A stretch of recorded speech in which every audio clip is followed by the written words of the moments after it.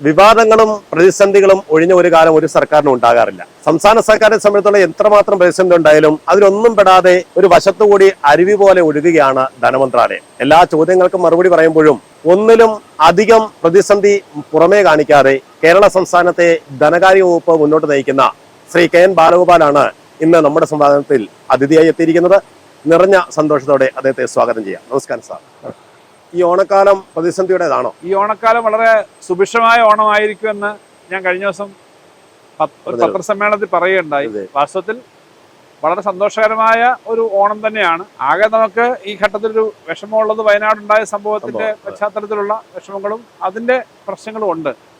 അല്ലാതെ സാധാരണഗതിയിൽ നല്ല സന്തോഷത്തോടെ ഓണം ആഘോഷിക്കാൻ എല്ലാവർക്കും കഴിയും. ഞാനിപ്പോൾ ഇവിടെ നിൽക്കുന്നത് ഇന്നലെയാണ് 2 ഗഡു പെൻഷൻ, ക്ഷേമ പെൻഷൻ കൊടുക്കാനായിട്ടുള്ള ഓർഡർ ഇട്ടത്. ഇന്നലെ തന്നെയാണ് സർക്കാർ ഉദ്യോഗസ്ഥന്മാരുടെ ഓണ ഫെസ്റ്റിവൽ അലവൻസ്, ഓണം ബോണസ് തുടങ്ങിയ കാര്യങ്ങളുടെ തീരുമാനം എടുത്തത്. മറ്റു പല കാര്യങ്ങളിലും തീരുമാനം എടുത്തിട്ടാണ് നിൽക്കുന്നത്. അപ്പൊ അത് ഫലത്തിൽ ക്ഷേമ പെൻഷൻ ഇപ്പം 3 മാസത്തെ ഒരുമിച്ച് 1 മാസത്തെ വിതരണം ചെയ്തുകൊണ്ടിരിക്കുന്നേ ഉള്ളൂ. ഈ ദിവസങ്ങളിൽ കിട്ടുന്നേ ഉള്ളൂ. ഇപ്പൊ തന്നെ വീണ്ടും ഓണത്തിന് മുമ്പ് 2 മാസം കൂടി കൊടുക്കുകയാണ്. ഇത് 3 വരുമ്പോ ഏകദേശം ഒരു 2500 കോടിയിലധികം അത് മാത്രം ഈ പറഞ്ഞ 15 ദിവസത്തിനകം നമ്മൾ കണ്ടെത്തി വിതരണം ചെയ്തു, അല്ലെങ്കിൽ ചെയ്യാൻ നടപടിയെടുത്തു. പിന്നീട് ബാക്കിയെല്ലാം കൂടി ഓണത്തിനൊരു വലിയൊരു തുക ചെലവാക്കേണ്ടി വരുന്ന സമയമാണ് ഓണം. ആ ഓണത്തിന് അതിനാവശ്യമായ പണം കണ്ടെത്തി ചെയ്യുന്നുണ്ട്. അതുകൊണ്ട് തന്നെ സന്തോഷകരമായ ഒരു ഓണമായിരിക്കും അത്. പണം അല്ലെങ്കിൽ എല്ലാ മേഖലയിലും ശമ്പളവും ആനുകൂല്യങ്ങളും ബോണസും എല്ലാം കിട്ടുന്നതുകൊണ്ട് മാത്രമല്ല, കേരളം ഇന്ത്യയിലെ മറ്റ് സംസ്ഥാനങ്ങളിൽ നിന്ന് വ്യത്യസ്തമായി മനുഷ്യന് സന്തോഷത്തോടെ ജീവിക്കാൻ കഴിയുന്ന സ്ഥലമാണ്. അതുകൊണ്ട് നമ്മൾ ധാരാളം വാർത്തകളും വിവാദങ്ങളും ഒക്കെ നേരത്തെ പറഞ്ഞതുപോലെ അതൊക്കെ ഉണ്ടാവും. പക്ഷെ അതെല്ലാം പറയാൻ പറ്റുന്ന, എതിരഭിപ്രായം പറയാൻ പറ്റുന്ന, വിമർശിക്കാൻ പറ്റുന്ന, സ്വന്തമായ രീതിയിൽ സ്വാതന്ത്ര്യത്തോടുകൂടി മറ്റുള്ളവരുടെ സ്വാതന്ത്ര്യത്തിനെ ഹനിക്കാതെ എല്ലാവർക്കും ജീവിക്കാൻ കഴിയുന്ന ഒരു സ്ഥലമാണ്. അതിന്റെ ഒരു സന്തോഷം വളരെ പ്രധാനമാണ്. മാവേലിയുടെ ആ സങ്കല്പം തന്നെ നമ്മുടെ സ്വാതന്ത്ര്യവും നമ്മുടെ പുരോഗതിയും ഒക്കെ വീണ്ടും വീണ്ടും സജീവമാക്കാൻ പറ്റുന്നു. അങ്ങനെ അന്തരീക്ഷം തന്നെയാണോ? നമ്മൾ എന്ത് ചെയ്താലും ഈ പെൻഷൻ മുടങ്ങുന്നു എന്ന് പറയുന്ന എപ്പോഴും ഒരു വിമർശനമാവാറുണ്ട്. ഈ പെൻഷൻ മുടങ്ങാതിരിക്കാനുള്ള എന്തെങ്കിലും ഒരു പദ്ധതിയല്ലോ? ഇപ്പം ഈ പെൻഷന്റെ കാര്യത്തിനകത്ത് ഈ പെൻഷൻ മുടങ്ങുന്നു എന്ന് പറയുന്ന ഒരു വലിയ വാർത്തകൾ വരുന്നു എന്നുള്ളതാണ്. വലിയ തോതിൽ മുടങ്ങാതിരിക്കാനായിട്ട് ശ്രമിച്ചിട്ടുണ്ട്. എന്നാൽ കഴിഞ്ഞ വർഷം നിങ്ങൾക്കറിയാം, സുപ്രീം കോടതിയിൽ വരെ പോയി കേസ് പറയേണ്ടി വന്നു. സംസ്ഥാനത്തിൽ ചരിത്രത്തിൽ ആദ്യമായിട്ടാണ്. ഇപ്പോഴും കേരളത്തിന് അർഹമായതിൽ പകുതിയോളം വെട്ടിക്കുറയ്ക്കപ്പെടുന്നു. ഇത് വെറുതെ പറയുന്ന ഒരു കാര്യമല്ല. കഴിഞ്ഞ കേന്ദ്ര ബഡ്ജറ്റിന്റെ ദിവസം എല്ലാ മാധ്യമങ്ങളും എഴുതിയല്ലോ, കേരളം എന്നൊരു നാടുണ്ട്, അല്ലെങ്കിൽ Andhra, Bihar, A for Andhra, B for Bihar എന്നൊക്കെ അവർ പറഞ്ഞിരുന്ന തരത്തിലേക്ക് നമുക്ക് ന്യായമായി കിട്ടേണ്ട കാര്യം വരുന്നില്ല എന്നൊരു പ്രശ്നം എല്ലാവരും അംഗീകരിക്കുന്നതാണ്. അനാവശ്യമായൊരു കാര്യമല്ല നമ്മൾ ആവശ്യപ്പെടുന്നത് എന്നുള്ളത് ഞാൻ എടുത്തു പറയാൻ ആഗ്രഹിക്കും. നമുക്ക് കിട്ടേണ്ടതും നമുക്ക് നേരത്തെ കിട്ടിക്കൊണ്ടിരുന്നതായ ഇന്ത്യയിലാകെയുള്ള നികുതി നമ്മുടെയും കൂടി കളക്ട് ചെയ്യുന്നതിനകത്ത് നമുക്ക് തരാനുള്ളത് തരുന്നില്ല. ഞാൻ കണക്കുകൾ ആവർത്തിക്കുന്നില്ല. ഇത് നമ്മളുടെ പ്രചരണത്തിന് വേണ്ടിയിട്ട് വെറുതെ പറയുന്നതല്ല. ആത്മാർത്ഥമായി കേരളത്തിന് കിട്ടാൻ, അതായത് പ്രതിപക്ഷത്തിനും ഭരണപക്ഷത്തിനും എല്ലാം ഉള്ളതാണ്. ഈ വരുന്ന 12-ാം തീയതി ഇന്ത്യയിലെ 5 സംസ്ഥാനങ്ങളിലെ ധനകാര്യമന്ത്രിമാർ പങ്കെടുക്കുന്ന, കേരളത്തിന്റെ മുഖ്യമന്ത്രി ഉദ്ഘാടനം ചെയ്യുന്ന ഒരു വലിയ ഫൈനാൻഷ്യൽ രംഗത്തെ ഫെഡറലിസം സംബന്ധിച്ചൊരു ഫിനാൻഷ്യൽ ഫെഡറലിസം സംബന്ധിച്ചുള്ള ഒരു കോൺക്ലേവ് നടക്കുന്നുണ്ട് തിരുവനന്തപുരത്ത്. നമ്മുടെ പ്രതിപക്ഷ നേതാവും ആ യോഗത്തിൽ പങ്കെടുക്കും. സാമ്പത്തിക ശാസ്ത്രജ്ഞന്മാരും ഫൈനാൻസ് സെക്രട്ടറിമാരും ഒക്കെ പങ്കെടുക്കുന്ന ഒരു യോഗമാണ്. അപ്പൊ നമ്മൾ ഈ കാര്യങ്ങൾ ഇങ്ങനെ പറഞ്ഞുകൊണ്ടിരിക്കുകയാണ്. അപ്പൊ അതുകൊണ്ട് നമുക്ക് ലഭിക്കേണ്ടതിൻ്റെ അകത്ത് വലിയ തോതിൽ ഒന്ന് വെട്ടിക്കുറയ്ക്കുന്നു. രണ്ടാമത് നമ്മുടെ വലിയ വികസന പ്രവർത്തനത്തിന് ആധാരമായ കിഫ്ബി എന്ന് പറയുന്ന ഏജൻസിയെ പറ്റും എടുക്കുന്ന ലോണിനെ വെട്ടിക്കുറയ്ക്കും, കടം നമ്മുടെ പരിധി കുറയ്ക്കുന്നു. ഇങ്ങനെയുള്ള ധാരാളം പ്രശ്നങ്ങൾ നേരിടുമ്പോഴും കേരളത്തിൽ ഈ കാര്യങ്ങൾ ചെയ്യുന്നുണ്ട്. ഇപ്പോൾ 5 മാസത്തെയാണ് കൊടുക്കാനുണ്ടായിരുന്ന പെൻഷന്റെ കുടിശ്ശിക. ആ കുടിശ്ശിക ഉണ്ടായിരുന്നു. നമുക്കൊരു ഘട്ടത്തിൽ ഞാൻ ഈ പറഞ്ഞ കഴിഞ്ഞ മാർച്ച് മാസം, ഫെബ്രുവരി മാസത്തിലൊക്കെ വലിയ ബുദ്ധിമുട്ട് വന്നു. അതെല്ലാം തരണം ചെയ്ത് ഇപ്പോൾ ഈ ഓണത്തിന് 2 മാസത്തെ കൊടുക്കുന്നു പറയുമ്പോൾ അഡ്വാൻസ് ചെയ്ത് കൊടുക്കുന്നുണ്ട്. അപ്പൊ 3 മാസത്തെ ആവും. ആ കുടിശ്ശികയും പതുക്കെ തീരും. ബഹുമാനപ്പെട്ട മുഖ്യമന്ത്രി നിയമസഭയിൽ പറഞ്ഞൊരു പ്രഖ്യാപനമുണ്ട്, റൂൾ 300 അനുസരിച്ചുള്ള വിതരണം. ഇതെല്ലാം നമ്മൾ നടക്കും. ഇതിനുവേണ്ടി ഒരു 1000 കോടിയോളം രൂപ അധികം കണ്ടെത്തേണ്ടി വരത്തില്ലേ പെൻഷൻ? ഒരു മാസത്തെ പെൻഷൻ ഏകദേശം 900 കോടി വേണ്ടി വരുന്നതാണ്. പെൻഷൻ എന്ന് പറയുമ്പോൾ നേരത്തെ ഈ പെൻഷൻ സമ്പ്രദായം ഓരോ മേഖലയിലും നടപ്പിലാക്കിയത് സംസ്ഥാന ഗവൺമെന്റ്, LDF ഗവൺമെന്റാണ്. ഉമ്മൻചാണ്ടി ഗവൺമെന്റിന്റെ സമയത്ത് 18 മാസത്തെ കുടിശ്ശിക ഉണ്ടായിരുന്നു എന്നുള്ള കാര്യം ഇപ്പൊ ആരും ഓർക്കുന്നില്ല. അന്ന് 600 രൂപ ഉണ്ടായിരുന്നു പെൻഷൻ. ഇപ്പൊ അത് 1600 വർദ്ധിച്ചു. അങ്ങനെ 1600 വർദ്ധിച്ചത് ഞങ്ങളുടെ ഈ 2ാം ഗവൺമെന്റ് ചുമതല ഏറ്റെടുത്ത ഏപ്രിൽ മാസത്തിൽ മുതലാണ് അത് വർദ്ധിച്ചത്. ശമ്പള പരിഷ്കരണം എല്ലാം കൊടുത്തിട്ടും നമ്മൾ ഇതെല്ലാം കാണുന്നുണ്ട്. ആ ബുദ്ധിമുട്ടുകൾ എന്തൊക്കെ ഉണ്ടെങ്കിലും ആളുകൾക്ക് ആ ബുദ്ധിമുട്ട് വരാതെ ജനങ്ങളുടെ വികാരം കൂടി മനസ്സിലാക്കിയിട്ട് പ്രവർത്തിക്കുന്ന ഒരു ഗവൺമെന്റ് ആണ്. ഇത് മാത്രമല്ല, സപ്ലൈകോ പോലെയുള്ള മേഖലകളിലെ സിവിൽ സപ്ലൈസിലെ കൺസ്യൂമർ ഫെഡിലൊക്കെ ഉൽപ്പന്നങ്ങൾ ഇപ്പൊ നോക്കിക്കഴിഞ്ഞാൽ നിങ്ങളെല്ലാം നോക്കുന്നതാണല്ലോ. ഏതെങ്കിലും ഒരു കാര്യം കുറവുണ്ടോ നോക്കിയിട്ട് അതിന് വലിയ തോതിൽ വാർത്ത കൊടുക്കുക എന്നുള്ളത് മാധ്യമങ്ങൾ ചെയ്യുന്നതാണ്. അതിനൊന്നും നമുക്ക് ആരോടും ദേഷ്യമൊന്നുമില്ല, കാരണം മാധ്യമങ്ങളുടെ ജോലിയാണ്. വസ്തുതാപരമായി കൊടുക്കണമെന്നുള്ളതല്ല നമ്മൾ പറയുന്നില്ല. അപ്പൊ അങ്ങനെയൊക്കെ കാര്യങ്ങൾ പരമാവധി ചെയ്യാൻ ശ്രമിക്കുന്നുണ്ട്. ദൈനംദിനം ഇങ്ങനെ ഓരോരോ പ്രതിസന്ധികൾ വന്നുകൊണ്ട് സ്വാഭാവികമാണ്. ഇതിനിടയിൽ കൊട്ടാരക്കരയിൽ വേണ്ടത്ര ശ്രദ്ധ കൊടുക്കാൻ പറ്റാതെ പോകുന്നു അങ്ങനെയുള്ള പ്രതിസന്ധി എന്തെങ്കിലും ഉണ്ടോ? അങ്ങനെയില്ല. കൊട്ടാരക്കര മണ്ഡലം എന്ന നിലയിൽ പരമാവധി ആ കാര്യത്തിൽ ശ്രദ്ധിക്കാനായിട്ട് ശ്രമിക്കുന്നുണ്ട്. ഞാൻ ഈ ഇപ്പൊ നമ്മൾ നിൽക്കുന്ന മീൻപിടിപ്പാറയാണ്. ഇവിടെ വെച്ച് തന്നെ തെരഞ്ഞെടുപ്പിന്റെ സമയത്ത് സ്ഥാനാർത്ഥിയായി മത്സരിക്കുന്ന സമയത്ത് കുറേയേറെ കാര്യങ്ങളെ സംബന്ധിച്ച് പറഞ്ഞു എന്തൊക്കെയാണ് കൊട്ടാരക്കരയ്ക്ക് ഭാവിയിൽ നമുക്ക് വരാവുന്ന കാര്യം. ഒന്ന് അടിസ്ഥാന സൗകര്യ വികസനങ്ങളുടെ കാര്യത്തിൽ, അത് റോഡുകളും ഓഫീസുകളും മറ്റുമൊക്കെയാണ്. നമ്മുടെ ട്രാഫിക് ബ്ലോക്കിന്റെ പ്രശ്നമാണ്. പിന്നീട് പുതിയ വിദ്യാഭ്യാസ സ്ഥാപനങ്ങൾക്ക് വലിയ സാധ്യത കേരളത്തിലുണ്ടെന്നാണ് ഞാൻ പറഞ്ഞത്. എന്റെ തെരഞ്ഞെടുപ്പിന്റെ സമയത്ത് ഞാൻ പറഞ്ഞ ഒന്ന് വിദ്യാഭ്യാസ സ്ഥാപനങ്ങൾ, മറ്റൊന്ന് വലിയ തോതിൽ മാനവവിഭവശേഷിയുള്ള സ്ഥലങ്ങളിൽ കൂടുതൽ തൊഴിലവസരങ്ങൾ നമ്മുടെ ചെറുപ്പക്കാർക്ക് ഉണ്ടാക്കാൻ പറ്റുന്ന പരമ്പരാഗത വ്യവസായ മേഖലയെ പുനരുജ്ജീവിപ്പിക്കുക, ഇങ്ങനെയുള്ള കാര്യങ്ങളാണ്. അതിനകത്ത് കുറേയേറെ കാര്യങ്ങൾ തുടങ്ങിയിട്ടുണ്ട്, നടക്കുന്നുണ്ട്. അതിനകത്ത് ഏറ്റവും പ്രധാനം കേരളത്തിലെ എല്ലാവരും മനസ്സിലാക്കുന്ന ഒരു പ്രശ്നമാണ് കൊട്ടാരക്കരയിലെ ട്രാഫിക് ബ്ലോക്ക്. അത് MC റോഡ് ഉള്ളത് കൊണ്ടാണ്, കൊല്ലം ചെങ്കോട്ട റോഡ് ഉള്ളത് കൊണ്ടാണ്. അവിടെ 300 കോടി രൂപയുടെ ഒരു പദ്ധതിയാണ് ബൈപ്പാസിനായിട്ട് അനുവദിച്ചിരിക്കുന്നത്. ഇതൊരു ഭൂമി എടുക്കുക തുടങ്ങിയ കാര്യങ്ങൾ അല്പം ഒരു നീണ്ട പ്രക്രിയയാണ്. ഭൂമി നമ്മുടെ ജനങ്ങളുടെ അംഗീകാരത്തോടു കൂടി എടുക്കണം. ഏതൊരു റോഡിന് വേണ്ടിയിട്ട് സ്ഥലം എടുക്കുമ്പോഴും മറ്റൊരു സ്ഥലം എടുക്കുമ്പോഴും കുറച്ച് ആളുകളുടെ ഒരു സ്ഥലം എടുക്കേണ്ടി വരും. ചില വീടുകളിലോ അല്ലെങ്കിൽ കെട്ടിടങ്ങളോ ബാധിക്കും. ഇതൊക്കെ നോക്കി പരമാവധി ഹിയറിംഗ് ഒക്കെ നടത്തിയിട്ട് വേണം എടുക്കാൻ. അതിന്റെ ഭൂമി എടുക്കുന്നതിന്റെ നടപടിക്രമം ഇപ്പോ അതിന്റെ ആദ്യത്തെ നടപടിക്രമം ഭൂമി എടുക്കലാണ്. ഏറ്റവും കുറച്ച് ആളുകൾക്ക് ബുദ്ധിമുട്ടുണ്ടാക്കാവുന്ന ഒരു റൂട്ടിൽ കൂടിയാണ്. എന്നാൽ നഗരത്തിൽ നിന്ന് അകലല്ലാത്ത റൂട്ടാണ് അവർ നോക്കുന്നത്. അതിന്റെ ഫോർവേഡ് നോട്ടിഫിക്കേഷൻ എന്ന് പറയും. കാരണം ഭൂമി എടുക്കുന്നതിന്റെ ഉള്ള നടപടിക്രമങ്ങൾ പൂർത്തീകരിക്കുകയാണ്. അത് വന്നു കഴിഞ്ഞാൽ നമുക്ക് പിന്നീട് അതിന്റെ നടപടിക്രമം കഴിഞ്ഞാൽ പിന്നീട് നിർമ്മാണത്തിന് വേണ്ടി വലിയ നഷ്ടപരിഹാരം കൊടുക്കണം.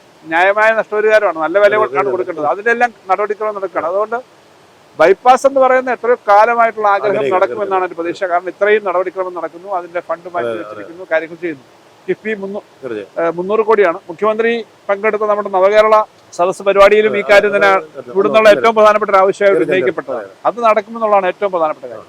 നമ്മുടെ ജില്ലാ താലൂക്ക് ആശുപത്രിയിലെ പ്രവർത്തനങ്ങൾ നടന്നുകൊണ്ടിരിക്കുകയാണല്ലോ. അതിന്റെ ഒരു ബ്ലോക്കിന്റെ ഉദ്ഘാടനം കഴിഞ്ഞു. ബൈപ്പാസ് ഈ ഭൂമി എടുക്കുന്ന നടപടിക്രമമാണ് അതിന് ഏറ്റവും ബുദ്ധിമുട്ട്. നടപടിക്രമം കഴിഞ്ഞ് ഭൂമി എടുക്കുന്നത്, ഭൂമി കയ്യിലായി കഴിഞ്ഞാൽ എനിക്ക് തോന്നുന്നു 1.5 വർഷം പിന്നെ എടുക്കും. കാരണം ഇത്രയും വലിയ നിർമ്മാണമാണ്. 2-3 കിലോമീറ്റർ, അതിനകത്ത് പകുതിയിലധികം ദൂരവും ഉയർന്നാ പോകുന്നത്. കാരണം കൊല്ലം ചെങ്കോട്ട റോഡിന്റെ മുകളിൽ കൂടിയും ഒക്കെ 1 കിലോമീറ്റർ എങ്കിലും ആകാശപാതയായിരുന്നു. എന്നാലേ ഈ നിലവിലുള്ള റോഡ് നിലവിലുള്ള റോഡും ഒക്കെ ഗോവിന്ദമംഗലം റോഡിന്റെ ആ ഭാഗമൊക്കെ ഉപയോഗിച്ചിട്ടാണ്. അപ്പൊ അത് ഈ സ്ഥലത്തിന്റെ ഒരു ലെവലായി കഴിഞ്ഞാൽ അപ്പൊ തന്നെ അവർ ബാക്കി ടെൻഡറും ബാക്കി കാര്യങ്ങളിലേക്ക് പോകാമെന്നാണ് അവർ ആലോചിക്കുന്നത്. കിഫ്ബിയാണ് ഫണ്ടിന് ഒരു ബുദ്ധിമുട്ടും വരാത്ത തരത്തിലേക്ക് അത് മാനേജ് ചെയ്യാമെന്നാണ് നമ്മൾ വിചാരിക്കുന്നത്. പിന്നീട് സിറ്റിയിലെ കുറെ റിംഗ് റോഡുകളുടെ കാര്യങ്ങളുണ്ട്. അതിപ്പോ വീണ്ടും നേരത്തെ തന്നെ പണി നടക്കുന്നു, ആലോചന നടക്കുന്നു. പക്ഷെ അത് പൂർത്തീകരിക്കേണ്ടതുണ്ട്. ചില റോഡുകൾ അങ്ങനെ, റോഡുകളുടെ കാര്യത്തിൽ ധാരാളം റോഡുകൾ, ഇട റോഡുകളും മെയിൻ റോഡുകളും വന്നിട്ടുണ്ട്. ഞാൻ അതിന്റെ ലിസ്റ്റ് പറഞ്ഞാൽ വളരെ ഉണ്ടാവും. അപ്പൊ ഇങ്ങനെ അടിസ്ഥാന സൗകര്യത്തിന്റെ കാര്യത്തിനകത്ത് ഓഫീസുകളുടെ കാര്യത്തില് ഇതുപോലുള്ള കാര്യങ്ങൾ വരുന്നുണ്ട്. പിന്നെ മിക്കവാറും ഒരു സ്കൂള് വേണ്ട, ബിൽഡിംഗ് വേണ്ട, 1 ഡസനിലധികം സ്കൂളുകൾക്ക് വലിയ ബിൽഡിംഗ്, അത് 5 കോടി 3 കോടിയൊക്കെ ആയിട്ട് വലിയ ബിൽഡിങ്ങുകളാണ്. എല്ലാ ദിവസവും നിങ്ങളും കാണുന്നുണ്ടാവും വാർത്ത. നിങ്ങളുമായിട്ടൊക്കെ ബോയ്സ് ഹൈസ്കൂള് ഇപ്പൊ കഴിഞ്ഞ ദിവസം പുത്തൂര് പിന്നെ സ്കൂളിൽ നേരത്തെ ഒരു 3 കോടി രൂപയുടെ ബിൽഡിംഗ് നടന്നുകൊണ്ടിരിക്കുകയാണ്. ഇപ്പൊ ഒരു 4 കോടിയുടെ ബിൽഡിംഗ് കൂടി ഇപ്പൊ പണി തുടങ്ങി. മുട്ര സ്കൂളിൽ 2 ബിൽഡിംഗ്, കരിപ്രയില്, വെളിയത്തെ എല്ലാ സ്ഥലത്തും, എല്ലാ പഞ്ചായത്തിലും, കുളക്കടയിൽ ഇപ്പോ നിർമ്മാണം തുടങ്ങി, ഒരെണ്ണം പൂർത്തീകരിച്ചു. എല്ലാ പഞ്ചായത്തിലും നല്ല ബിൽഡിംഗ് ഉണ്ട്. കൊട്ടാരക്കര മുനിസിപ്പാലിറ്റി തന്നെയുള്ള LP UP സ്കൂളുകൾക്കൊക്കെ തന്നെ പുതിയ കെട്ടിടങ്ങൾ ഓരോ സ്ഥലത്തും വന്നുകൊണ്ടിരിക്കുക, എല്ലാ പഞ്ചായത്തിലും. അപ്പൊ ബിൽഡിങ്ങുകൾ വരുന്നു. പിന്നെ പ്രധാനപ്പെട്ട കാര്യം മാർക്കറ്റുകളുടെ കാര്യമാണ്. മാർക്കറ്റുകൾ ഇപ്പൊ പുത്തൂർ മാർക്കറ്റ് കേരളത്തിലെ കൊല്ലം ജില്ലയിലെ ആദ്യമായിട്ടാണ് ഇത്ര ആധുനിക സൗകര്യമുള്ള മാർക്കറ്റുകൾ. കുറേയേറെ മാർക്കറ്റുകൾ നമ്മൾ പ്ലാൻ ചെയ്ത് നടക്കുന്നുണ്ട്. പക്ഷെ ഇവിടെ പൂർത്തീകരിച്ചു കഴിഞ്ഞപ്പോഴാണ് ആളുകൾക്ക്, എനിക്കും ഇത്രയും ഒരു മാർക്കറ്റ് സാധാരണ നമ്മുടെ സിറ്റികളിൽ പോലും ഇല്ല. ആധുനിക ഫിഷ് മാർക്കറ്റ്, മാംസ മാർക്കറ്റും അതുപോലെ തന്നെ മാർക്കറ്റുകളിൽ അതിനകത്ത് വൃത്തിയാക്കാനുള്ള സൗകര്യം, ETP, ബാത്റൂം, അങ്ങനെ വളരെ സൗകര്യം. അതിനകത്ത് ഫ്രീസർ സൗകര്യം അടക്കമുള്ള മാർക്കറ്റ്. ആ മാർക്കറ്റ് കണ്ടല്ലോ. ആ മാർക്കറ്റ് കഴിഞ്ഞപ്പോൾ കൊട്ടാരക്കര ടൗണിലെ മാർക്കറ്റിന്റെ നിർമ്മാണ പ്രവർത്തനം തുടങ്ങി. ഒരു 5.5 കോടി രൂപ 5 കോടി രൂപയിലധികമാണ് അതിന്റെ നിർമ്മാണ പ്രവർത്തനം. 1 വർഷം എടുക്കില്ല എന്നാണ് പ്രതീക്ഷിക്കുന്നത്. മാർക്കറ്റ് വളരെ ഫാസ്റ്റ് ആയിട്ട് നടക്കുന്നതാണ്. നമ്മുടെ കരിപ്ര പഞ്ചായത്തിലെ നെടുവങ്കാവില് ഒരു വലിയ മാർക്കറ്റ്, അതും ഒരു 5.5 കോടിയോളം രൂപയുടെ മുടക്ക് മുതലിലാണ്. അത് ഈ വർഷം തന്നെ ഓണത്തിന് മുമ്പ് ഉദ്ഘാടനം ചെയ്യാമെന്നാണ് ആദ്യം ധരിച്ചിരുന്നത്. ഓണത്തിന് മുമ്പ് പറ്റില്ല, പക്ഷെ ഡിസംബറിന് മുമ്പ് അത് ഫംഗ്ഷനിലാവുമെന്നാണ് പ്രതീക്ഷിക്കുന്നത്. വലിയൊരു മാർക്കറ്റാണ്. മാർക്കറ്റ് കം ഓഫീസ് കോംപ്ലക്സ് എല്ലാം കൂടെ വരും. പിന്നീട് എഴുകോണിന്റെ മാർക്കറ്റിന്റെ അത് MLA എന്ന നിലയിൽ എനിക്ക് ആസ്തിയുമായി ബന്ധപ്പെട്ടിട്ട് ഇവിടെ കിട്ടുന്ന പദ്ധതിയിൽപ്പെട്ട എഴുകോൺ മാർക്കറ്റിന്റെ 3 കോടി രൂപ വെച്ചിട്ടുണ്ട്. മാർക്കറ്റിംഗ് ഓഫീസ് കോംപ്ലക്സ് വെളിയത്ത് പണം വെച്ചിട്ടുണ്ട്. അതിന്റെ സ്ഥലത്തിന്റെ ഒരു പ്രശ്നമുണ്ട്. കലേപുരത്ത് പുതിയ മാർക്കറ്റിനുള്ള കാര്യമുണ്ട്. ഇങ്ങനെ എല്ലാ സ്ഥലത്തും മാർക്കറ്റുകൾ വരുന്നുണ്ട്. എല്ലാ പഞ്ചായത്തിലും 1ഉം 2ഉം കോടി രൂപ മുടക്കിയിട്ടുള്ള കളിക്കളങ്ങൾ പ്രധാനപ്പെട്ട കാര്യമാണ്. നമ്മുടെ ചെറുപ്പക്കാരെ സംബന്ധിച്ചുള്ള കളിക്കളങ്ങൾ എല്ലായിടത്തും വരുന്നുണ്ട്. ഇപ്പൊ സബ് രജിസ്ട്രാർ ഓഫീസ് ഉൾപ്പെടെയുള്ള ഓഫീസുകളൊന്നും എഡ്യൂക്കേഷൻ കോംപ്ലക്സിന്റെ ടൗണിൽ പണി നടക്കുന്നുണ്ട്. ഇങ്ങനെയുള്ള കാര്യങ്ങൾ കുറെ വരുന്നുണ്ട്. ഇതുപോലുള്ള കാര്യങ്ങൾ ഉണ്ട്. അതോടൊപ്പം തന്നെ 2 വിദ്യാഭ്യാസ സ്ഥാപനങ്ങൾ പുതുതായിട്ട് വന്നു. ഒന്ന് നഴ്സിംഗ് കോളേജാണ്. ദീർഘകാലമായിട്ടുള്ള ആഗ്രഹമാണ്. കൊട്ടാരക്കരയിൽ നഴ്സിംഗ് കോളേജ് വന്നു. MG യൂണിവേഴ്സിറ്റിയുടെ കീഴിലുള്ള CPASന്റെ നേതൃത്വത്തിലാണ്. ആർട്സ് ആൻഡ് സയൻസ് കോളേജ് വന്നായിരുന്നു. IHRD പുതിയ കോഴ്സുകൾ എഞ്ചിനീയറിംഗ് കോളേജ് തുടങ്ങി. വ്യവസായ സ്ഥാപനങ്ങളും വരുന്നുണ്ട്. ഇപ്പോൾ അമേരിക്കൻ അക്കൗണ്ടിങ്ങിലെ എൻറോൾഡ് ഏജൻസി നമുക്ക് ചെറുപ്പക്കാർക്ക് വലിയ തോതിൽ ജോലി കിട്ടുന്നതാണ്. അതിന്റെ പരിശീലനം അസാപ്പിൽ കൊളക്കാട് തുടങ്ങിയിട്ടുണ്ട്. സോഹോ എന്ന് പറയുന്നത് ഇന്ത്യയിലെ ഏറ്റവും പ്രമുഖമായ കമ്പനിയാണ്. ലോകത്ത് തന്നെ പ്രശസ്തമായ കമ്പനിയാണ്. അവരുടെ R&D സെന്റർ അതിന്റെ രണ്ടാമത്തെ ബാച്ചിൽ ഇപ്പോൾ ആളെ എടുത്തു കഴിഞ്ഞു. പുതിയ വികസനം അവരുടെ കാര്യങ്ങൾ വരുന്നുണ്ട്. ഈ അടുത്ത ആഴ്ചയൊക്കെ ആയിട്ട് അവർ പുതിയ കാര്യങ്ങളുമായിട്ട് മുന്നോട്ട് വരുന്നുണ്ട്. അവർ സ്വന്തമായിട്ടൊരു പാർക്ക് തുടങ്ങാനുണ്ട്. വർക്ക് നിയർ ഹോം എന്ന് പറയുന്ന ഒരു കൺസെപ്റ്റ് ബഡ്ജറ്റ് പറഞ്ഞു. അതിപ്പോ ഒരു 10,000 സ്ക്വയർ ഫീറ്റിലധികം ഉള്ള കാര്യങ്ങൾ വരുന്നുണ്ട്. KIPയുടെ സ്ഥലത്ത് അവിടെ വലിയ ഒരു ഓഡിറ്റോറിയവും ഓപ്പൺ എയർ ഓഡിറ്റോറിയവും മുനിസിപ്പൽ ഓഫീസും അടക്കമുള്ള കാര്യങ്ങൾ വരുന്നുണ്ട്. അപ്പൊ നമ്മുടെ ആളുകൾക്ക് അടിസ്ഥാന സൗകര്യം, ജോലി തുടങ്ങിയ കാര്യങ്ങൾ. പരമ്പരാഗത വ്യവസായ മേഖല കശുവണ്ടിയാണ് പ്രധാനപ്പെട്ട മേഖല. പൊതുമേഖലയിൽ ധാരാളം കാര്യങ്ങൾ നമ്മൾ ചെയ്യുന്നുണ്ട്. സ്വകാര്യ കശുവണ്ടി ഫാക്ടറി മുതലാളിമാര് നടത്തുന്നവർ വലിയ പ്രതിസന്ധി നേരിടുന്നുണ്ട്. ഇപ്പോൾ ഈ ഇൻഡസ്ട്രിയുടെ പ്രശ്നമാണ്. ആ മേഖലയിലെ തൊഴിലാളികൾക്കും വ്യവസായം നടത്തുന്നവർക്കും സഹായകരമായ ഒരു പാക്കേജ് അതിപ്പോ നടപ്പിലായി തുടങ്ങും. അതിപ്പോ അതിന്റെ ഫൈനലായിട്ടുണ്ട്. ഇങ്ങനെ കുറെ കാര്യങ്ങൾ നടക്കുന്നു. ഇതൊക്കെ നടക്കുമ്പോഴും വിമർശനത്തിന് കുറവില്ല. വിമർശനങ്ങൾ എങ്ങനെയാണ് കാണുന്നത്? വിമർശനം നിങ്ങൾക്കൊക്കെ അറിയാലോ. വിമർശനത്തോട് വലിയ ദേഷ്യത്തോടെ ഒരിക്കലും സമീപിക്കുന്ന ഒരാളല്ല ഞാൻ. കാരണം ഏത് വിമർശനം ഉണ്ടെങ്കിലും ചിലത് വിമർശനങ്ങൾ 2 തരമുണ്ട്. ഒന്ന് കുറെ അടിസ്ഥാനമുള്ള വിമർശനങ്ങൾ തന്നെയാണ്. ഇപ്പൊ പണത്തിന്റെ ഒരു പ്രശ്നം വന്നു, ക്ഷേമ പെൻഷൻ ഇടയ്ക്ക് തടസ്സം വന്നു. അപ്പൊ ആളുകളെ കൂട്ടി യോജിപ്പിച്ച് നമ്മൾ ഡൽഹി വരെ സമരം നടത്തി. നമ്മുടെ കയ്യിലുള്ളതല്ല, കേന്ദ്രം തരാനുള്ള പണം തരുന്നില്ല. ഡൽഹിയിൽ മറ്റു സംസ്ഥാനങ്ങളിലെ മുഖ്യമന്ത്രിമാരും മന്ത്രിമാരും കൂടി പങ്കെടുക്കുകയും നമ്മളോട് അഭിവാദ്യം ചെയ്യുകയും നമ്മുടെ മുഖ്യമന്ത്രിയും MLA മാരും മന്ത്രിമാരും എല്ലാം ഡൽഹി പോയി ഒരു പ്രക്ഷോഭം നടത്തി. അപ്പൊ ജനങ്ങളെ മനസ്സിലാക്കി കൊടുക്കണം, കേരളത്തിന് കിട്ടാനുള്ള പണം തരുന്നില്ല.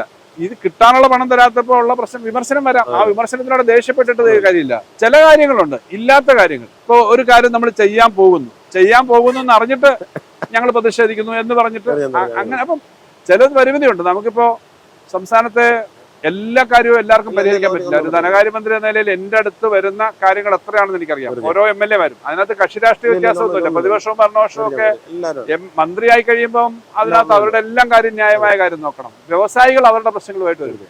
സാമ്പത്തിക പ്രതിസന്ധിപ്പെടുന്ന വ്യവസായങ്ങളുണ്ട്.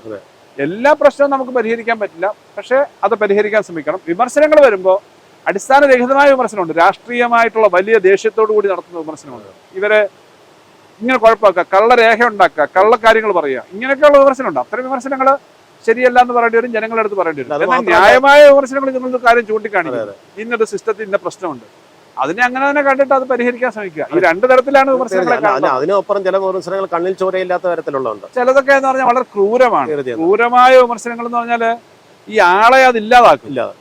ഒരു വ്യക്തി അല്ലെ നമ്മളിപ്പോ വന്ന് പൊതുരംഗത്ത് രാഷ്ട്രീയ രംഗത്ത് ഇരിക്കുന്നവർക്ക് പണ്ടേ വിമർശനം ധാരാളം വരും.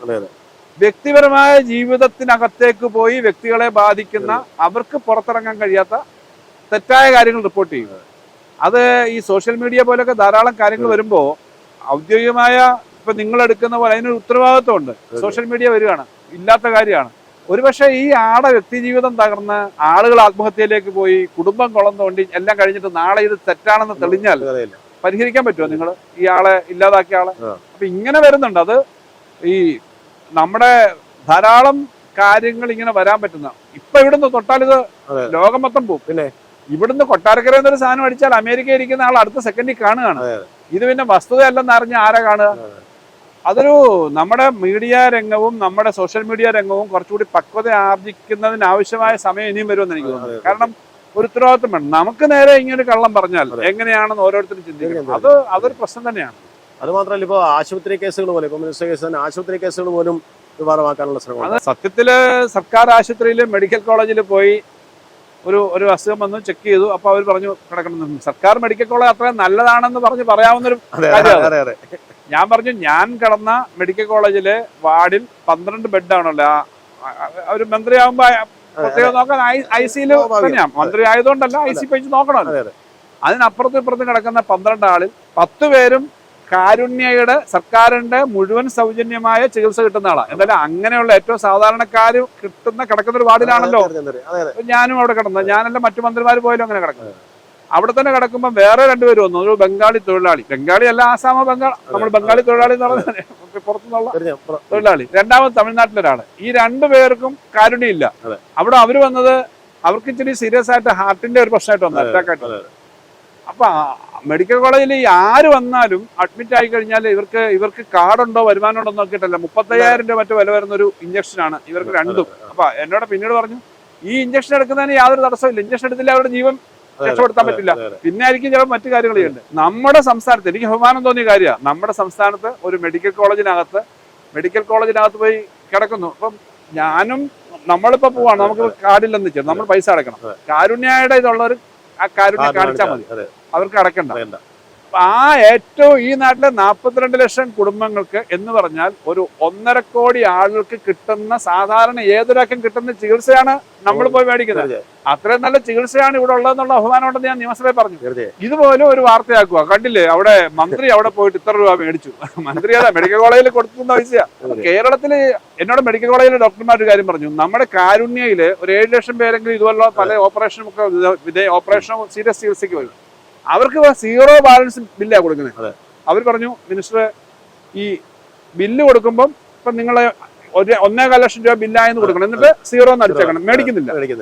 ഇത് ഞാൻ ആരോഗ്യമന്ത്രിയോടെയും പറഞ്ഞു. ഇത്ര ആൾക്ക് ഈ ചികിത്സ കിട്ടുന്നത് ഒരു വർഷം 1200 കോടി രൂപ നമ്മൾ ഇതിനു വേണ്ടി മാത്രം കൊടുക്കുന്നു. അപ്പൊ ഇതിന്റെ ഒരു വില ആൾക്ക് അറിഞ്ഞൂടാ. ഇത്രയും കൊടുക്കുന്ന ഒരു സർക്കാരാണ്. അത്തരം ഒരു കാര്യം പോസിറ്റീവായി പറയാനുള്ള അവസരം കൂടിയാണ്. ഞാനത് പോയതുകൊണ്ട് നിയമസഭ ഞാൻ പറഞ്ഞു, എനിക്ക് അഭിമാനമുണ്ട്, ഞാൻ ഗവൺമെന്റ് മെഡിക്കൽ കോളേജിലാണ് പോയത്. പിന്നെ ആകെ ഒരു കാര്യം, ഈ എല്ലാവർക്കും പ്രൈവസി ഒക്കെ ആഗ്രഹമുണ്ടല്ലോ, നമ്മുടെ എല്ലാ വ്യക്തിപരമായ ഒരാൾ അങ്ങനെ. അപ്പൊ അത്തരം കാര്യങ്ങൾ സാധാരണഗതിയിൽ അതിനകത്തേക്ക് ആളുകൾ കയറി പോകുന്നത് സാധാരണ നല്ല കാര്യമല്ല. പക്ഷെ എന്തും വിവാദമാക്കിയ കാര്യം ഞാൻ പറഞ്ഞത്, മെഡിക്കൽ കോളേജിൽ പോയി, മെഡിക്കൽ കോളേജിൽ എല്ലാവർക്കും പോകാം. മെഡിക്കൽ കോളേജിൽ പോയാൽ നമ്മുടെ മെഡിക്കൽ കോളേജ് ഇത്ര നല്ലതാണെന്ന് പറയാവുന്നൊരു കാര്യമാണ്. ആ കാര്യത്തെയും വേണമെങ്കിൽ വിവാദമാക്കി. പക്ഷെ എനിക്ക് അടയ്ക്കേണ്ടി വന്ന ബില്ല് അവിടെ അഡ്മിറ്റ് ആവുന്ന ഈ കാരുണ്യക്കാർക്കെല്ലാം ബില്ലേ അടയ്ക്കണ്ട, സൗജന്യ, 0 പൈസ. അതാണ് കേരളത്തിലെ മെഡിക്കൽ രംഗത്തിന്റെ പ്രത്യേകത. ഈ വലിയ തിരക്കൽക്കടയിലാണ് നമ്മൾ ഈ ആഴ്ചയിൽ 2 ദിവസം കൊട്ടാരക്കലിലേക്ക് എത്തുന്നത്. ഒരു വിമർശനം പറഞ്ഞാണ്, ഈ വരുന്ന ഈ 2 ദിവസത്തെ സമയത്തിൽ മിനിസ്റ്റർക്ക് കൂടുതലും ഉദ്ഘാടനങ്ങൾക്ക് വേണ്ടി മാറ്റിവെക്കേണ്ടി വരുന്നു എന്നുള്ളൊരു. ഉദ്ഘാടനങ്ങൾക്കല്ല, ഇപ്പൊ ഞാൻ പറഞ്ഞത് സർക്കാർ പരിപാടി മാത്രമല്ല. ഞാനിപ്പോ ധനകാര്യമന്ത്രിമാർക്ക് വാസ്തവത്തിൽ മറ്റു മന്ത്രിമാരുടെക്കാളും കുറച്ചുകൂടി ഓഫീസ് കാര്യങ്ങളുടെ തിരക്ക് വരും. കാരണം എപ്പോഴും ഓരോ കാര്യങ്ങൾ വരുമായിരിക്കും. പക്ഷെ ഇവിടെ വരുമ്പോ ഒരു സ്വകാര്യ വ്യക്തികൾ വിളിക്കാന്ന് വെച്ചു, അതിന് പോകണം, ഈ മണ്ഡലത്തിൽ വരുന്നത്. പക്ഷെ അവിടെ പോകുമ്പോൾ ഈ ആളുകളെ കാണുകയും ചെയ്യും, ഇവരുടെ എല്ലാം കാര്യങ്ങളൊക്കെ അറിയാം, അതിന് പോവും. അല്ലാതുള്ള ഓഫീസിൽ ആളുകൾ വരുന്നവരുടെ കാര്യങ്ങൾ കാണും. പിന്നെ കുറച്ച് പൊളിറ്റിക്കലായ കാര്യങ്ങൾ പോകും. അതിനകത്ത് കുറെ സമയം അഡ്ജസ്റ്റ് ചെയ്ത് പോകുന്നുണ്ട്. പക്ഷെ ഇപ്പൊ നിങ്ങളൊരു പരിപാടിക്ക് വിളിച്ചു കഴിഞ്ഞാൽ ഞാൻ വരാതിരിക്കാനും പറ്റില്ല, അങ്ങനെയുള്ള കാര്യമുണ്ട്. എന്നാലും പരമാവധി അഡ്ജസ്റ്റ് ചെയ്ത് പോകാൻ വേണ്ടിയിട്ടാണ്. ചിലപ്പോൾ ചില പ്രത്യേകമായ കാര്യങ്ങൾ വരുമ്പോൾ നമുക്ക് സമയത്തിന്റെ കുറവ് വരുമായിരിക്കും. അതല്ലാതെ എന്നാലും ഇവിടെ വരുമ്പോൾ അങ്ങനത്തെ പ്രശ്നം വരുന്നില്ല. ചില മീറ്റിംഗ് ഒക്കെ വേണ്ടി വരുമ്പോഴത്തേക്ക് നമുക്ക് വേണ്ടി വരും. ഇപ്പൊ തന്നെ കഴിഞ്ഞ ആഴ്ച ഈ മണ്ഡലത്തിലെ 7 പഞ്ചായത്തിലും നമ്മുടെ മുനിസിപ്പാലിറ്റിയിലും ഈ സമഗ്ര കൊട്ടാരക്കര എന്ന് പറഞ്ഞൊരു പരിപാടി നടക്കുന്നുണ്ട്. ഇവിടുത്തെ എല്ലാ അടിസ്ഥാന സൗകര്യങ്ങള്, കൃഷി, തൊഴിൽ രംഗത്ത് കൂടുതൽ ഉണ്ടാക്കാവുന്ന അവസരങ്ങള്, നമ്മുടെ തോടുകൾ വൃത്തിയാക്കല്, കൃഷി, പിന്നെ വയലുകൾ വൃത്തിയാക്കല്, മാലിന്യമുക്ത പരിപാടി, ഇതെല്ലാം നടത്തുന്ന 7 പഞ്ചായത്തിലെ 8 സ്ഥലത്തും ഒരു അര ദിവസം വീതമുള്ള മീറ്റിങ്ങിനകത്ത് എല്ലാ ജനങ്ങളുമായിട്ട് ചേർന്നിരുന്നിട്ട് ചർച്ച ചെയ്തിട്ടാണ് ചെയ്യുന്നത്. എന്നാലും എപ്പോഴായാലും നമുക്ക് കുറെ കൂടി കാര്യങ്ങൾ ചെയ്തു തീർക്കാനുണ്ടാവും. പിന്നെ പുത്തൂര് എന്ന് പറഞ്ഞ ഒരു 10-2000 ആള് പങ്കെടുക്കുന്ന വലിയൊരു ഉത്സവമായിരുന്നു അവിടുത്തെ മാർക്കറ്റ് ഉദ്ഘാടനം. അപ്പൊ ഇങ്ങനത്തെ പരിപാടി ഉണ്ട്, പോയി ഇന്ററാക്ഷൻ ഉണ്ട്. അപ്പൊ പരിപാടികൾ എന്ന് പറഞ്ഞാൽ പോകുന്ന പരിപാടികൾ ആളുകൾ വിളിച്ച് അവരുമായിട്ടുള്ള ഇന്ററാക്ഷൻ ഉള്ള വേദികളായിട്ടാണ് ഞാൻ കാണുന്നത്. അവിടെ ഏത് സ്ഥലത്ത് വെച്ചായാലും അവർ പറയുന്ന കാര്യങ്ങൾ കേട്ട് മിക്കവാറും കേൾക്കുന്ന കാര്യങ്ങൾ നമ്മുടെ തീരുമാനത്തിൽ എഫക്ട് ആവുകയും ചെയ്യും. ഈ അടുത്തിടെ ഏറ്റവും ചർച്ച ചെയ്യാൻ നമ്മുടെ റോഡ് വിഷയമായിരുന്നു. ഒരു പക്ഷേ അത് ഒരു മൗനമാണോ അത്തരത്തിലൊരു വിവാദത്തിലേക്ക് നയിക്കാൻ കാരണം? വേണ്ട സമയത്ത് കാര്യങ്ങൾ വെളിപ്പെടുത്താറുന്നില്ല. ഞാൻ ഞാൻ നേരത്തെ പറയുന്നതാണ്, ഈ നമ്മുടെ ഒരു കാര്യം വരുന്നതിന് മുമ്പ് ഒത്തിരി കൊട്ടിഘോഷിച്ച് പറയുന്ന രീതി എനിക്കില്ല. കാരണം ചില കാര്യങ്ങൾ എൻ്റെ അനുഭവത്തിന്റെ അടിസ്ഥാനത്തിൽ നമ്മളൊരു കാര്യം പ്ലാൻ ചെയ്ത് നടത്തി വരുന്നതിനുള്ള തയ്യാറെടുപ്പ് നടത്തിയിട്ട് പറയുന്നതാണ് നല്ലത്, നടക്കണമെങ്കിൽ. പക്ഷെ ഒരു കാര്യം വരുന്നതിന് മുമ്പ് 1000 ഫ്ലെക്സും ഒക്കെ അടിച്ച് ഇങ്ങനെ ചെയ്യാൻ പോകുന്നു പറഞ്ഞിട്ട് ഇത് വരാതിരുന്നു കഴിഞ്ഞാൽ ബുദ്ധിമുട്ടാണ്. മാത്രമല്ല തടസ്സങ്ങളും വാദങ്ങളും വരേണ്ട കാര്യമില്ല. പക്ഷെ ആ പ്രചരണം വളരെ പ്രധാനമാണെന്ന് ഞാൻ മനസ്സിലാക്കുന്നു. പ്രചരണം വേണ്ടത്ര ഇല്ല. ഇപ്പൊ തന്നെ കൊട്ടാരക്കരയിലെ പൈപ്പ് ലൈനിലുള്ള പരിപാടികൾ നിങ്ങൾക്ക് പറഞ്ഞുകൂടാ, പലർക്കും പറഞ്ഞൂടാ. നമ്മൾ അതിന്റെ ഒരു നല്ല ഹോംവർക്ക് നടത്തിയിട്ടായിരിക്കും വരുന്നത്. ഇപ്പൊ അടുത്ത ദിവസങ്ങളിൽ ഇപ്പൊ കൊട്ടാരക്കര ഒരു IT പാർക്ക്, ഒരു 250-300 പേരുള്ള ഒരു ഇന്റർനാഷണൽ IT പാർക്ക് ഉടൻ തന്നെ ആരംഭിക്കുന്ന സ്ഥിതിയിലേക്ക് കാര്യങ്ങൾ എത്തിയിരിക്കുകയാണ്. പക്ഷെ ഞാനത് അനൗൺസ് ചെയ്തിട്ടില്ല. അപ്പൊ ഇത്തരം കാര്യങ്ങൾ ചെറുപ്പക്കാർക്ക് ഏറ്റവും കൂടുതൽ ഗുണം കിട്ടുന്ന കാര്യങ്ങളാണ്. അപ്പൊ ഈ അടുത്തിടയ്ക്ക് ഇവിടുന്ന് കണ്ടിട്ട് ഈ വിദേശത്തൊക്കെയുള്ള ആളുകൾ തന്നെ ഇവിടുന്ന് ഈ സോഷ്യൽ മീഡിയയിലൊക്കെ കണ്ട് ഇത്രയും കാര്യം വരുന്നുണ്ടോ എന്ന് ചോദിക്കുന്നത്, എന്താ പറയാത്തതെന്ന് ചോദിക്കുന്നത്. അപ്പൊ അതിനകത്ത് ഈ കുറച്ചുകൂടെ പ്രചരണം കൊടുക്കുന്നതിനകത്ത് ഒരു പോരായ്മയുണ്ട്. പിന്നെ ഓരോ കാര്യവും ഒരു റോഡിന് 50 ലക്ഷം കിട്ടി അല്ലെങ്കിൽ 5 കോടി കിട്ടി, അതിന് മുമ്പേ അങ്ങ് പ്രചരിപ്പിക്കുന്നില്ല. എന്നാലും കുറച്ചുകൂടെ പ്രചരണം വേണ്ടതാണ്. ഇപ്പൊ ഇവിടെ തന്നെ സ്കിൽ ഡെവലപ്മെന്റുമായി ബന്ധപ്പെട്ടിട്ടൊരു സംഭവം ഇപ്പൊ വരുന്നുണ്ട്. ഇതൊക്കെ ആ വർക്ക് ചെയ്ത് നമ്മൾ കുറെ ഹോംവർക്ക് ചെയ്താലേ അത് എത്തും. ടൈമിൽ മാത്രമേ അനൗൺസ് ചെയ്യുന്നുള്ളൂ. അതിന് മുമ്പേ അങ്ങ് പറഞ്ഞു കഴിഞ്ഞാലേ എന്നുള്ളതുകൊണ്ടാണ്. അതിനൊരു പരിമിതി എനിക്കുണ്ട്. കാരണം പണ്ടേ അങ്ങനെയാണ്, ചെയ്യാൻ പറ്റുന്ന കാര്യങ്ങൾ പറയുക, എന്നിട്ട് അത് നടക്കുന്നതിന് എത്തിക്കുക എന്നുള്ളൊരു അതൊരു പോരായ്മയാണെന്ന് ഞാൻ അംഗീകരിക്കുന്നു. കാരണം ഇച്ചിരൂടെ ഞാൻ പ്രചരണം കൊടുക്കുന്നില്ല. അതുകൊണ്ടാണ് റോഡ് ടെൻഡർ ചെയ്ത് 3 പ്രാവശ്യം ഒരു റോഡ് ടെൻഡർ ചെയ്ത് ആളെടുത്തില്ല. ചെറിയ സ്ഥലം 4ാമത്തെ ടെൻഡർ ചെയ്ത ആള് പണി തുടങ്ങാൻ വരുന്ന ദിവസം അവർ പ്രതിഷേധം വരിക. പ്രതിഷേധമൊക്കെ രാഷ്ട്രീയമാണ്, നമുക്ക് പ്രശ്നമില്ല.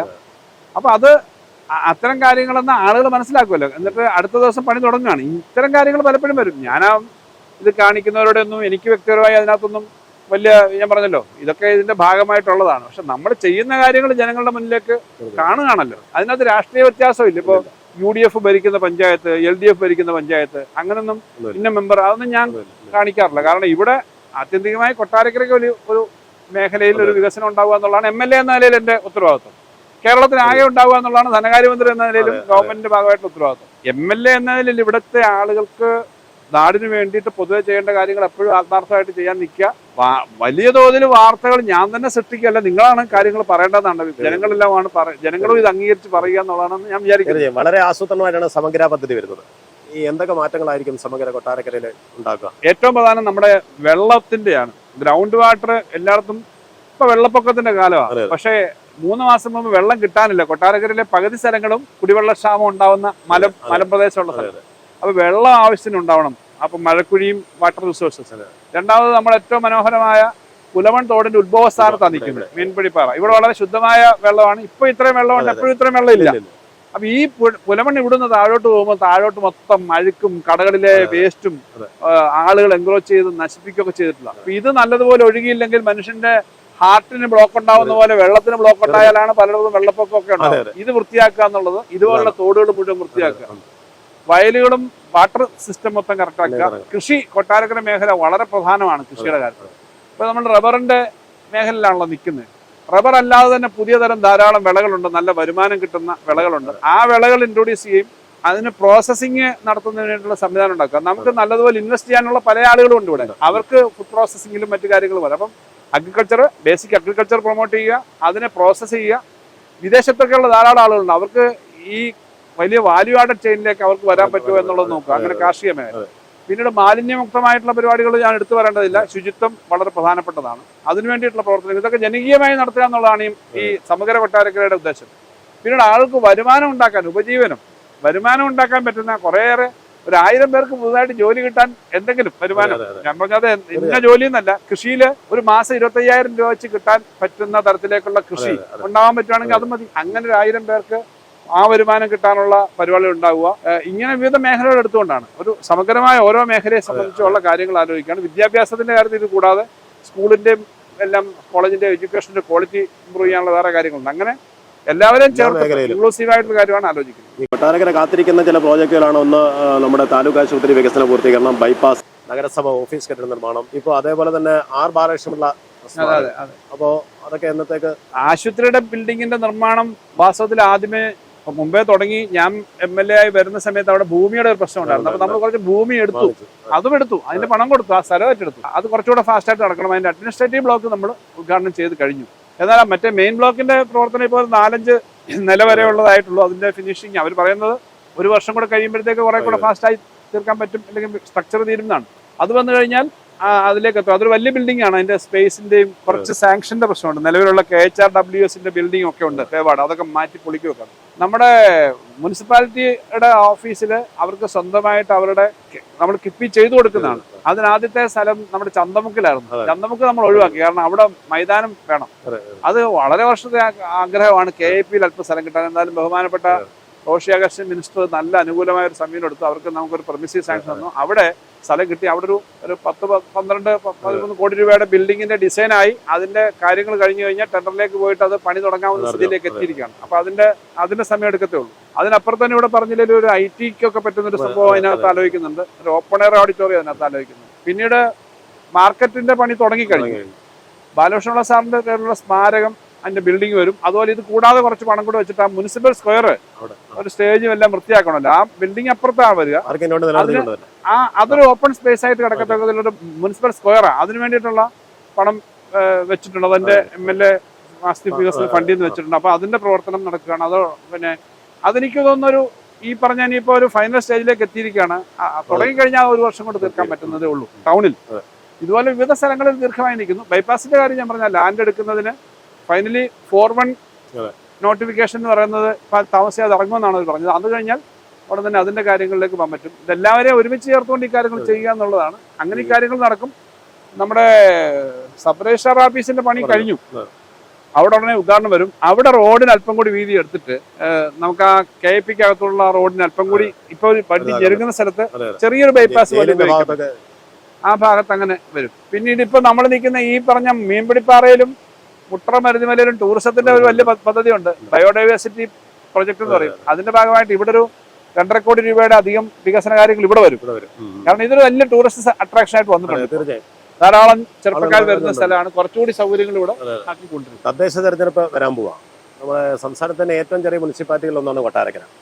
ഇതിനൊരു വലിയ വികസന സാധ്യത തൊട്ടടുത്ത് പോയാലും നെടുവത്തൂർ പഞ്ചായത്ത്, മേലിലെ പഞ്ചായത്ത്, മൈലം പഞ്ചായത്ത്, ഇതിന്റെ പ്രദേശങ്ങളൊക്കെ കൂട്ടിച്ചേർത്ത് മുനിസിപ്പാലിറ്റിയുടെ വികസനത്തിന് ഒരു സാധ്യതയില്ല. മുനിസിപ്പാലിറ്റിയുടെ വികസനത്തിനുള്ള പരിപാടി ഇപ്പൊ ആലോചിക്കുന്നതായിട്ട് കാണുന്നില്ല.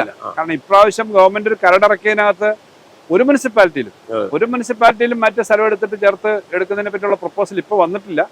അപ്പോൾ ഭാവിയിൽ എന്താ വരുന്നത് പറഞ്ഞോ. കാരണം ഈ പറഞ്ഞ സാധ്യതകളുണ്ട്, മുനിസിപ്പാലിറ്റികളുടെ വികസന സാധ്യതകളുണ്ട്. അത് ഭാവിയിൽ അത്തരം കാര്യങ്ങൾ വരാം. ഇപ്പൊ നമ്മുടെ ഈ മുനിസിപ്പാലിറ്റിയില് കൊല്ലം ജില്ലയിൽ തന്നെ ഇതിനേക്കാളും ചെറിയ മുനിസിപ്പാലിറ്റികളാണ് ഉള്ളത്. ഇപ്പൊ പരവൂർ മുനിസിപ്പാലിറ്റി, കരുനാഗപ്പള്ളി മുനിസിപ്പാലിറ്റി, കൊട്ടാരക്കര, പുനലൂര് അങ്ങനെയാണല്ലോ. പിന്നെ കൊല്ലം. അപ്പൊ അങ്ങനെ വരുമ്പം കൊട്ടാരക്കരൊക്കെ ഒരു സാധ്യത ഉള്ളത് ധാരാളം ഭൂമിയുണ്ട്. കുന്നും പ്രദേശങ്ങളൊക്കെ ആണെന്നുള്ളൂ. നമുക്ക് വികസനത്തിന് കുറച്ചുകൂടി സ്പേസ് അപ്പുറം ഇപ്പുറം വന്നാൽ ഇവിടെ ഞാനീ പറഞ്ഞ കുറെ സ്ഥാപനങ്ങൾ തന്നെ വരുമ്പോൾ കൊട്ടാരക്കരയിൽ എത്രയധികം സ്ഥാപനങ്ങളാണ് വരിക. അപ്പൊ അത്തരം സ്ഥാപനങ്ങൾ വരുമ്പോൾ അതിനുള്ള സാധ്യതയുണ്ട്. ഇപ്പോഴത്തെ സ്ഥിതിയിൽ വേറെ വികസന കാര്യങ്ങൾ പറയുന്നതായിട്ട് വന്നിട്ടില്ല. അതുപോലെ ഈ പുത്തൂർ കേന്ദ്രീകരിച്ചൊരു പഞ്ചായത്ത് എന്നുള്ളത് മുൻപ് തന്നെയുള്ള നേരത്തെ ഉള്ള ഒരു പ്രപ്പോസലാണ്. ഇപ്രാവശ്യം പുതിയ പഞ്ചായത്തുകളുടെയും വലിയ കാര്യങ്ങൾ വന്നിട്ടില്ല. ഇപ്പൊ ഈ തെരഞ്ഞെടുപ്പിൽ മുമ്പായിട്ട് ഒരു അമെന്റ്മെന്റ് ഒക്കെ വന്നു കഴിഞ്ഞല്ലോ. ഇപ്പൊ അധികം പഞ്ചായത്തുകളുടെ വന്നിട്ടില്ല. വാസ്തവത്തിൽ ആ ഭാഗത്തൊരു ഡിമാൻഡ് നേരത്തെ ഉള്ളതാണ്. പിന്നീട് അത് ഭാവിയിൽ ആലോചിക്കുന്നതായിരിക്കും. പക്ഷെ ആലോചിക്കേണ്ടതാണ്. ഇപ്പൊ അതൊന്നും വന്നിട്ട്. ഈ വർഷത്തെ ഓണാഘോഷം, ഓണം ഒക്കെ എങ്ങനെയാ? സർക്കാർ തലത്തിൽ ഓണമില്ല, എന്നാലും വലിയ ആഘോഷമില്ല. സർക്കാരിന്റെ ഒരു വലിയ ആഘോഷമില്ല. പക്ഷെ ഓണം ഓരോ വ്യക്തിയും ആഘോഷിക്കേണ്ടതാണെന്ന് എന്റെ അഭിപ്രായം. പക്ഷെ നമ്മൾ ഈ ഒരു ദുരന്തത്തിന്റെ പശ്ചാത്തലത്തിലാണ് അവരെ ഓർത്തുകൊണ്ടാണ് വലിയ ആഘോഷത്തിലേക്ക് പോകേണ്ടെന്ന് വെച്ചത്. ആഘോഷത്തിലേക്ക് പോകേണ്ടെന്ന് വെച്ചാലും അങ്ങനെ വെച്ചാലും ഓണം എന്ന് പറയുന്നത് നമ്മുടെ ഒരു ഏറ്റവും വലിയ ഒരു ഉത്സവ സീസണാണ്. വാണിജ്യത്തിന്റെ ഏറ്റവും വലിയ മേഖലയാണ്. പരസ്യത്തിന്റെ ഏറ്റവും വലിയ സമയമാണ്. ആകെ നടക്കുന്ന കച്ചവടത്തിൽ 30-40% കച്ചവടം നടക്കുന്നതാണ്. അതുകൊണ്ട് ബാക്കി അമിത ആഘോഷങ്ങളൊന്നും ഇല്ലെങ്കിലും ആളുകളുടെ കയ്യിലേക്ക് പണം എത്തുകയും അവർ സാധനങ്ങൾ വാങ്ങിക്കുകയും പത്രപ്രവർത്തകർക്ക്, പത്രസ്ഥാപനങ്ങൾക്ക് ഉൾപ്പെടെ അവർക്ക് ആകെ കിട്ടുന്ന പരസ്യത്തിന്റെ 10-25% പരസ്യം കിട്ടുന്ന സമയമാണ്. അപ്പൊ ആ വാണിജ്യ പ്രവർത്തനങ്ങൾ നടന്നേ പറ്റൂ. അത് നന്നായി നടക്കും. ഏറ്റവും നല്ല പോലെ ഉൽപ്പന്നങ്ങൾ വരികയും കാര്യങ്ങളും എല്ലാം നടക്കുമെന്നാണ് ഞാൻ വ്യാപാരി വ്യവസായികളുമായിട്ടൊക്കെ സംസാരിക്കുമ്പോൾ അവർ പറയുന്നത്. ആ മേഖലയിൽ നല്ലൊരു ഇളക്കം ഉണ്ടാവും. അപ്പൊ അത് നന്നായി നടക്കുന്ന ഗുരുതരമായ ആരോപണങ്ങളും പ്രതിസന്ധികളും ഒക്കെ നിലവിൽ സർക്കാരിനെതിരെയൊക്കെ ഉണ്ടാവുന്നു. ഒരു ശുദ്ധീകരണത്തിന്റെ പാതയിലാണോ പാർട്ടിയും സർക്കാരും ഒക്കെ? പാർട്ടി എപ്പോഴും വിമർശനങ്ങൾ നല്ലപോലെ മുഖവിലേക്ക് എടുത്തിട്ട് അതനുസരിച്ചിട്ട് നമ്മൾ ചെയ്യേണ്ട കാര്യങ്ങളും തിരുത്തേണ്ട കാര്യങ്ങളും തിരുത്തും. കഴിഞ്ഞ തെരഞ്ഞെടുപ്പ് കഴിഞ്ഞപ്പോൾ തന്നെ റിവ്യൂ നടത്തി. ഞങ്ങൾ കുറച്ച് കാര്യങ്ങളിൽ ഇപ്പോൾ സർക്കാരിൻ്റെ ചെലവിൻ്റെ കാര്യത്തിൽ കേന്ദ്ര ഗവൺമെൻറ് നമ്മളെ ശ്വാസം പൊട്ടിക്കുന്നു. കേന്ദ്രത്തിൻ്റെ നിലപാട് തിരുത്താൻ വേണ്ടിയിട്ടുള്ള പ്രക്ഷോഭം നടത്തണം. അതേസമയം നമ്മുടെ സംസ്ഥാനത്ത് ഉള്ള പരിമിതമായ റിസോഴ്സ് വെച്ചിട്ട് അതിനെ പ്രയോറിറ്റൈസ് ചെയ്യണം. പരിമിതമായ റിസോഴ്സ് എന്ന് ഞാൻ പറയുമ്പോൾ പണം ചെലവൊന്നും കുറഞ്ഞിട്ടില്ല എന്നുള്ളത് മനസ്സിലാക്കണം. ഏറ്റവും കൂടുതൽ പണം ചെലവാക്കുകയും കൂടുതൽ കാര്യങ്ങൾ ചെയ്യുകയും കോവിഡിന് മുഴുവൻ ആളുകൾക്കും ഫ്രീ കിറ്റും ചികിത്സയും കൊടുത്ത ഘട്ടമാണല്ലോ ഒന്നാം പിണറായി സർക്കാർ. ആ സർക്കാരിന്റെ സമയത്ത് ഒരു വർഷം നമ്മൾ ശരാശരി ചെലവാക്കിയിരുന്നത് 1,15,000 കോടി രൂപയാണ്. ഇപ്പോ അത് 1,60,000 കോടി രൂപയാണ്. 40% വർധന ഈ കഴിഞ്ഞ 3 വർഷം കൊണ്ട് വന്നു. അപ്പൊ അത്രയും വലിയ വർധന എന്ന് പറഞ്ഞാൽ വലിയ വർധന തന്നെയാണ്. പക്ഷെ നമ്മൾ ഏറ്റെടുക്കുന്ന ചെലവുകൾ കൂടി ഈ പറഞ്ഞ പെൻഷന്റെ കാര്യത്തിൽ തന്നെ വർധന വന്നു. ശമ്പള പരിഷ്കരണം വലിയൊരു വർധന വന്നു.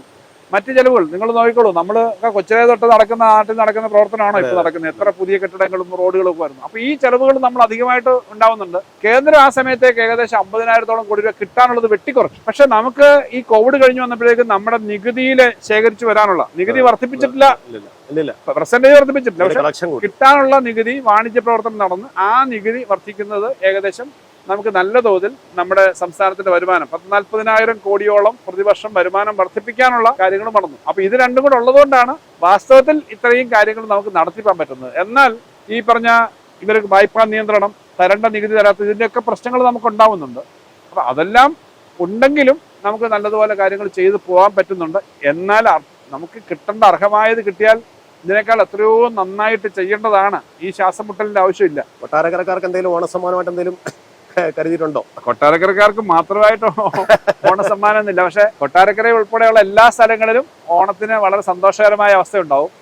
കൊട്ടാരക്കരയുടെ വാണിജ്യ മേഖലയിലും സാംസ്കാരിക മേഖലയിലും ഞാനിപ്പം പറഞ്ഞതല്ലാതെ എത്രയോ കാര്യങ്ങൾ അത് ഓരോന്നും ഈ പറഞ്ഞ സമയത്തിനകത്ത് പറയാൻ പറ്റില്ല. എന്തായാലും ഇവിടെ പുതിയ തൊഴിലവസരം വരുന്നതിന് വേണ്ടിയിട്ടുള്ള പുതിയ സ്ഥാപനങ്ങൾ ചിലത് വരും. സ്പോർട്സിന്റെ കാര്യത്തിൽ പുതിയ സ്ഥാപനങ്ങൾ വരും. ഉത്സവത്തിൻ്റെതായ അന്തരീക്ഷമുള്ള ഒരു സ്ഥലമാണ്. കഥകളിയുടെയും ഒക്കെ ഈറ്റില്ലമാണ്.